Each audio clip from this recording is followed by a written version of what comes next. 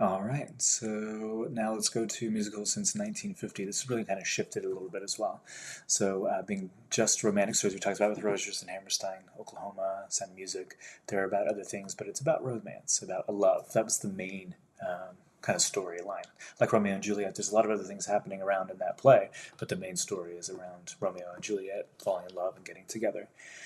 Starting in the 1950s, musicals started to develop around a compelling idea rather than just love, but other things. Sometimes they concentrate on a group of characters rather than the journey of a single protagonist. They began to, again, we talked about the genesis of plays and playwriting. They started to cry out against injustice in America, and they were a piece of counterculture as well. One of the first ones is Hair that really started to do this. This was done at the Public Theater off Broadway first. It was produced and workshopped there and then moved to Broadway and is a classic musical now, but the music is totally different than Rodgers and Hammerstein, than opera, than operetta, obviously, right? Hair, it was rock and roll, it was counterculture, it was anti-war. It's called Hair, the American Tribal Love Rock Musical, 1967. Hippies, drugs, and the Vietnam War is what it was about. Its popularity led to the acceptance of practices previously considered unacceptable in musical theater. There was nudity, vulgar language, and an anti-establishment tone. It was kind of like a protest musical. That hadn't really happened before. Musicals were, people would go and watch it and have fun and like the nice music and the nice dancing. There was nothing kind of controversial about musicals until we get to this point in time in the mid 20th century. Counterculture characters, there were draft dodgers in Hair, and there was a different message of again, make love, what not war. That's where that kind of thing comes from. Watch a video on Hair. A chorus line is another one of those. It's not about one single character, it's about many different characters. This was developed in 1975, so 8 years after Hair.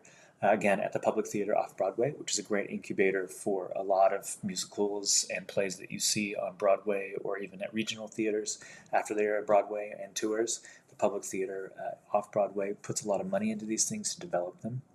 The script was developed by dancers during discussions with a writer. So if you haven't seen Chorus Line, it's about dancers auditioning, basically, in their lives in New York City about getting jobs or not getting jobs. And it was more avant-garde. It's very 70s music again. It has horns and those kinds of things, but it has guitars and tells a different kind of story. Now, one of the most important figure, if not the most important figure in musical theater is this gentleman named Stephen Sondheim, who started coming up in the 60s. He's regarded as one of the most important figures in 20th century musical theater, 21st century as well, but it's when he worked in the 20th primarily. He reinvented the American musical. Musicals of the 70s and 80s were dominated by him. He had a different way of writing, not in the way that he actually wrote, but the music. It wasn't necessarily just melodic and kind of classic love songs or just rock songs. He had a lot of different ways of writing his music. Sometimes he's going to tackle unexpected things that range from beyond the genres of traditional subjects. There's a lot of complexity, sophistication, and ambivalence around various aspects of life. Overall, he won numerous awards and nominations, 8 Tonys, 1 Oscar, Academy Award, 8 Grammys, 1 Olivier, which is the British Tony Awards, and the Pulitzer Prize. You're going to know a few of these. West Side Story, he did the lyrics for that. You have... So he didn't do the music, but he did the lyrics, right? Lyricist, composer. Gypsy, again, did the lyrics for that. A Funny Thing Happened Away at the Forum did the lyrics for that. Company, music, and lyrics. So he worked his way through making something. Little Light Night Music, music and lyrics. Sweeney Todd, light music and lyrics. Into the Woods, music and lyrics. Follies, music and lyrics. You've probably heard of all these. These are all recently on Broadway as well. Company, Sweeney Todd, Little Night Music. We have Sunday in the Park with George, music and lyrics. Music and lyrics, Assassins. Merrily We Roll Along, which was just on Broadway and won Tonys. And then Here We Are, which was his last musical before he passed away a few years ago. He did the music and lyrics. The book was by David Ives, who's a comedian. So Stephen Sondheim had a huge impact on the musical theater, still does today. There's a few videos to watch of some of his work. Now we go to different types of musicals. We have a sung-through and jukebox musicals. These are the ones that dominate musical theater on Broadway today. The sung-through musical is also known as pop opera. That's very important. Remember this, characterized by having little or no dialogue. So we go to musical theater having a lot of scenes in the early stages of it, from the 20s through the 70s through the 80s, and then we go back to kind of mostly music. It's not an opera though, an operetta. The music's a little bit different. This is popularized in England and France. They love their singing. The Phantom of the Opera is one of these musicals. Les Mis, which we referred to earlier, is one of those musicals. Cats is one of those musicals. Not a lot of dialogue, if any dialogue at all. The kind of master of sung-through musicals is Andrew Lloyd Webber, who's a Sir now, Sir Andrew Lloyd Webber.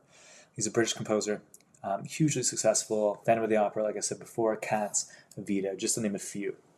We also have Claude Michel Schoenberg and Alain Boublil. They're French composers, lyricist team that did Les Mis, which is one of the most popular of all time sung-through musicals. A video to watch on that. Then you have your jukebox musicals. Jukebox musicals are based on a collection of popular songs written by well-known composers or a musical group and then put into a show. So basically what you do is you take popular music by either one musical group like ABBA. If we know ABBA, maybe not, it's maybe too old, but Mamma Mia is a musical where they use all the songs of ABBA and then they put those songs into a story, right? It's not the other way around where most musicals are written and then songs tell the story. Original songs made for the musical tell that story. Jukebox musicals where they take music that's already existing in the world, usually popular hits on the radio or by a specific group like ABBA, and what they do is put it into a story. Jersey Boys is another one of these, about Frankie Valli and the Four Seasons. It's a little more meta because their music is a jukebox musical that's put in the story of their lives. And then we have something like Moving Out, which is basically a dance musical, which takes popular songs from Billy Joel and tells a story with those songs. There's other ones, like the newer ones, Jagged Little Pill and Juliet is the story of Romeo and Juliet, put to a bunch of different pop songs. Beautiful, Carole King musical. Here we have Mamma Mia.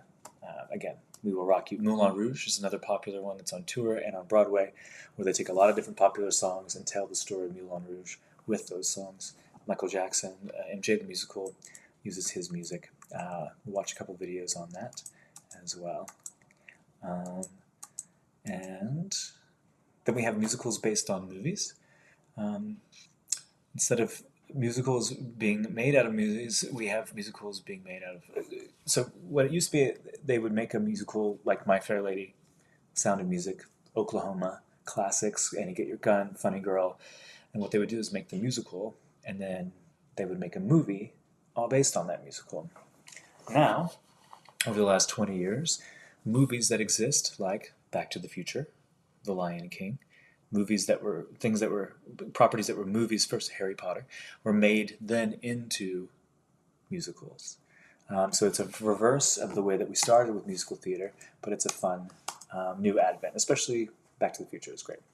And finally, we have revivals. Now, a production of a musical that was already on Broadway in the past is a revival. Again, it was done before. It's like reprise, right? A song that was done early in the musical and then it's visited again at the end. A revival is something that existed on Broadway and has been produced again with a different cast, different director, different everything, right? It's just the same musical, just reproduced. There are numerous revivals done every year on Broadway. Merrily We Roll Along being one of those. The Phantom of the Opera ran for 25 years. It closed a few years ago.